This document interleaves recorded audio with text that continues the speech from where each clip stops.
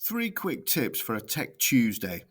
If you're in a classroom and you need to quickly change between the screen that you're on your laptop or the screen that you're projecting to on the board, you can just hold down the Windows key, press the P key, which brings up this menu here, and you can just jump between duplicating, extending, or just displaying on the second screen only.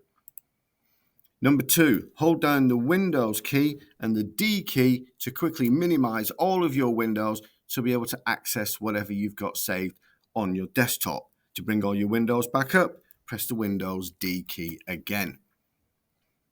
And finally, if you want to quickly open up the file manager, hold down the Window key and the E key.